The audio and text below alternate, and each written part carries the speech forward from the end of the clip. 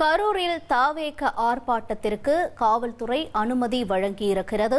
முக்கிய செய்தியாக நாம் பார்த்துக் கொண்டிருக்கிறோம். எஸ்ஐஆருக்கு எதிராக இந்த ஆர்ப்பாட்டம் நடைபெற இருந்த நிலையில் அதற்கு காவல்துறை அனுமதி வழங்கியிருக்கிறது. விவரங்களோடு செய்தியாளர் மணிகண்டன் இணைந்திருக்கிறார்.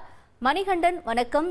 கரூர்ல இந்த ஆர்ப்பாட்டம் நடக்க போக இருக்கிறது ரொம்ப முக்கியத்துவம் வாய்ந்ததாக பார்க்கப்படும் நிலையில மேலும் விவரங்கள் என்னவாக இருக்கின்றன? விவரங்களை பதிவு செய்யுங்க. வணக்கம். கரூர் வேலுசாமிபுரம் பகுதியில் கடந்த செப்டம்பர் மாதம் 27ஆம் தேதி நடைபெற்ற தமிழக வெற்றிக் கழகத்தின் தலைவர் விஜய் பிரச்சாரத்தின் போது கூட்ட நெரிசலில் சிக்கி 41 நபர்கள் உயிரிழந்தனர். மேலும் 100க்கும் மேற்பட்டோர் காயமடைந்தனர். இது தொடர்பான வழக்கினை சிபிஐ விசாரணை நடத்தி வருகிறது. இந்த சம்பவத்தை அடுத்து தமிழக வெற்றிக் கழகத்தின் அரசியல் பணிகளில் பெரும் சுணக்கம் ஏற்பட்டது. தொடர்ந்து பாதிக்கப்பட்ட குடும்பத்தினரை விஜய் நேரில் அழைத்து ஆறுதல் தெரிவித்தார். அதனை அடுத்து மீண்டும் தமிழக வெற்றிக் கழகத்தின் சார்பாக சிறப்பு பொதுக்குழு கூட்டம் உள்ளிட்ட பல்வேறு நிகழ்ச்சிகள் தற்போது நடைபெற்று வரும் நிலையில் துயர சம்பவம் நடைபெற்ற கரூர் மாவட்டத்தில் தமிழக வெற்றிக் கழகம் சார்பாக கடந்த 50 நாட்களாக எந்த பொது நிகழ்ச்சிகளும் இதுவரை நடத்தப்படவில்லை.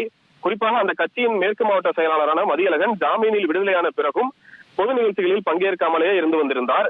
இந்த நிலையில்தான் வாக்காளர் பட்டியல் சிறப்பு தீவிர திருத்த பணிகளுக்கு எதிர்ப்பு தெரிவித்து தமிழகம் முழுவதும் தாவேகா சார்பாக ஆர்ப்பாட்டம் நடைபெறும் என்று விஜய் அறிவித்தார். இதனையடுத்து கரூர் மாவட்டத்தில் எஸ்ஐஆருக்கு எதிராக ஆர்ப்பாட்டம் நடத்துவதற்கு காவல்துறை அனுமதி கேட்டு மாவட்ட செயலாளர் மதியழகன் கரூர் நகர காவல் நிலையத்தில் மனு அளித்திருந்தார்.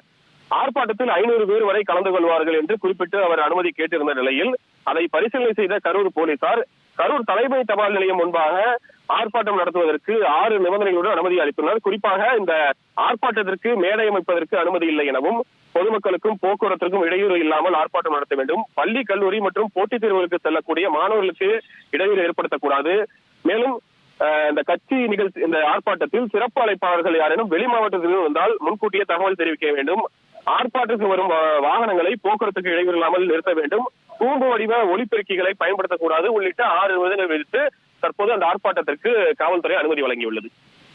தகவல்களுக்கு நன்றி மணிகண்டன். இனி செல்லும் இடமெல்லாம் செய்தி. தந்தை டிவியின் வாட்ஸ்அப் சேனலை ஃபாலோ பண்ணினா செல்ல இருக்கும் இடமெல்லாம் செய்தி. இதோ QR கோட் இப்பவே ஸ்கேன் பண்ணுங்க, ஃபாலோ பண்ணுங்க.